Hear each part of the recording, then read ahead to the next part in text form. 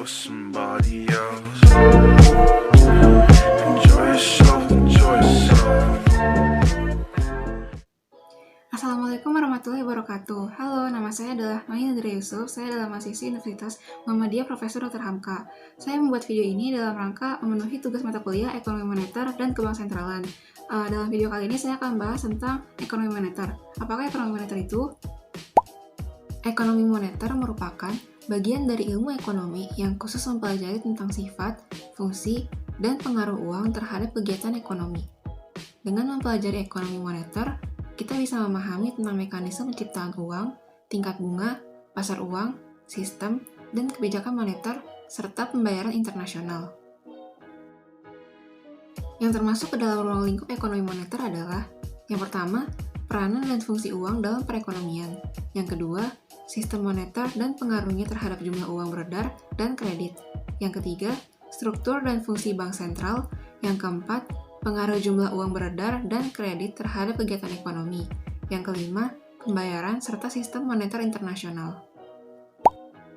Nah, sekarang setelah kita sudah tahu apa itu ekonomi moneter, selanjutnya saya akan bahas tentang uang. Tentu saja kita semua sudah tahu bukan apa itu uang, tapi apakah kalian sudah tahu jenis-jenis uang dan fungsinya? Secara umum, uang memiliki 4 fungsi utama.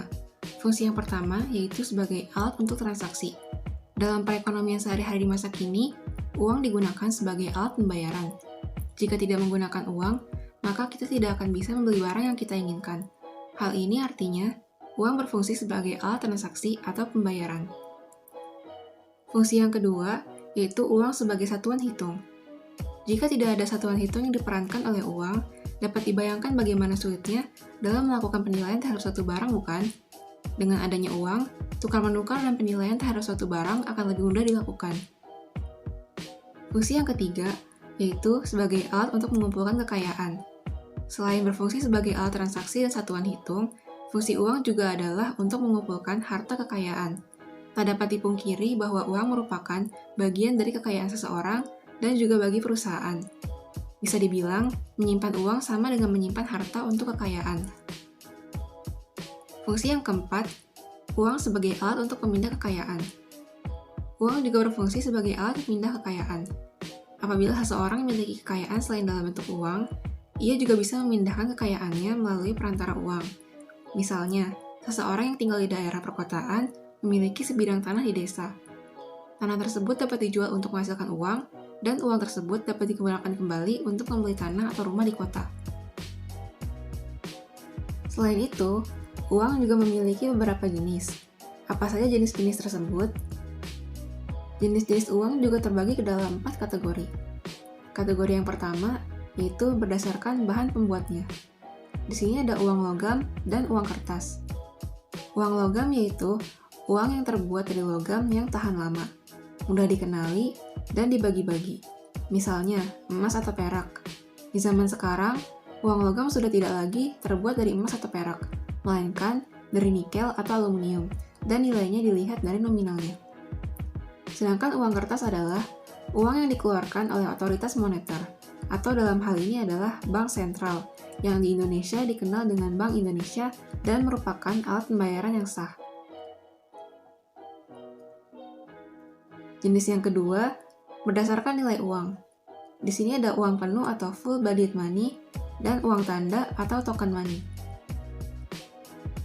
Yang dikatakan dengan uang penuh adalah apabila nilai yang tertera di atas uang tersebut sama nilainya dengan bahan yang digunakan.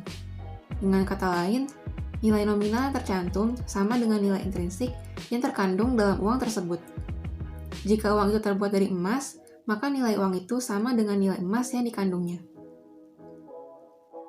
Sedangkan, yang dimaksud dengan uang tanda adalah apabila nilai yang tertera di atas uang lebih tinggi dari nilai bahan yang digunakan untuk membuat uang. Token money adalah mata uang yang nilai nominalnya lebih tinggi dari materinya. Uang kertas dan logam yang beredar sekarang termasuk ke dalam token money.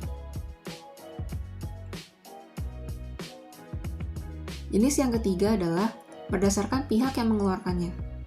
Di sini ada uang kartal dan uang giral. Berdasarkan UU Bank Sentral Nomor 13 Tahun 1968, Uang kartal yaitu uang logam atau uang kertas yang dikeluarkan oleh bank sentral sebagai alat pembayaran sah dan wajib diterima oleh masyarakat pada sebuah transaksi jual-beli. Sedangkan, uang giral adalah uang yang diciptakan oleh bank-bank umum sebagai alat pembayaran yang berupa cek dan bilet giro. Cek dan bilet giro ditarik dari simpanan atau deposito di bank umum. Uang giral biasanya digunakan untuk transaksi dengan nilai uang yang sangat besar. Jenis yang keempat adalah berdasarkan negara yang mengeluarkannya. Di sini ada uang dalam negeri dan uang luar negeri. Uang dalam negeri yaitu uang yang dibuat oleh suatu negara dan berlaku dalam negara tersebut. Sedangkan uang luar negeri yaitu uang yang berada dalam suatu negara tetapi dibuat oleh negara lain. Nah, sekarang setelah kita sudah tahu apa saja fungsi uang dan jenis-jenisnya, tentu saja kita juga ingin tahu siapa yang menerbitkan uang tersebut, bukan? Karena itu, sekarang saya akan membahas tentang lembaga penerbit uang di Indonesia. Lembaga yang bertugas menerbitkan uang adalah Bank Sentral, yang di Indonesia ini dikenal dengan Bank Indonesia. Selain itu, Bank Indonesia juga memiliki tujuan untuk mencapai dan memelihara kestabilan nilai rupiah. Karena itulah, Bank Indonesia memiliki kebijakan yang disebut dengan kebijakan moneter. Kebijakan moneter adalah cara Bank Indonesia dalam mengelola hal-hal seperti tingkat bunga dan jumlah uang beredar untuk mencapai hasil ekonomi yang diinginkan, seperti lapangan kerja yang tinggi dan inflasi yang rendah. Instrumen-instrumen yang biasa digunakan oleh pemerintah dalam pengambilan kebijakan moneter adalah: yang pertama, instrumen kebijakan operasi pasar terbuka. Operasi pasar terbuka adalah salah satu kebijakan yang diambil Bank Sentral untuk mengurangi atau menambah jumlah uang beredar. Kebijakan ini dilakukan dengan cara menjual sertifikat Bank Indonesia atau SBI atau membeli surat berharga di pasar modal. Kebijakan yang kedua adalah kebijakan diskonto. Diskonto yaitu pemerintah mengurangi atau menambah jumlah uang beredar dengan cara mengubah diskonto bank umum. Jika Bank Sentral memperhitungkan jumlah uang beredar telah melebihi kebutuhan yang termasuk dalam gejala inflasi, Bank Sentral akan mengeluarkan keputusan untuk menaikkan suku bunga. Dengan menaikkan suku bunga, maka akan merangsang keinginan orang untuk menabung. Kebijakan yang ketiga adalah kebijakan cadangan kas. Bank Sentral dapat membuat peraturan untuk menaikkan atau menurunkan cadangan kas.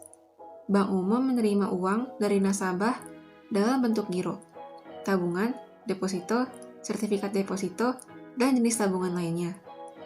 Ada persentase tertentu dari uang yang disetorkan nasabah dan tidak boleh dipinjamkan. Yang keempat adalah kebijakan kredit ketat. Kredit ketat diberikan bank umum, tetapi pemberiannya harus benar-benar didasarkan pada syarat. Dengan kebijakan kredit ketat, jumlah uang yang beredar dapat diawasi. Langkah kebijakan ini biasa diambil pada saat ekonomi sedang mengalami gejala inflasi. Yang kelima adalah kebijakan dorongan moral. Bank Sentral juga dapat mempengaruhi jumlah uang yang beredar dengan berbagai pengumuman, pidato, dan edaran yang ditujukan pada bank umum atau pelaku moneter lainnya. Isi pengumuman, pidato, dan edaran dapat berupa ajakan atau larangan untuk menahan pinjaman tabungan ataupun melepaskan pinjaman. Cukup sekian yang bisa saya sampaikan mengenai ekonomi moneter. Semoga bisa menambah wawasan kita semua tentang ekonomi moneter ya. Kurang lebihnya mohon maaf, dan terima kasih sudah menyaksikan. Wassalamualaikum warahmatullahi wabarakatuh.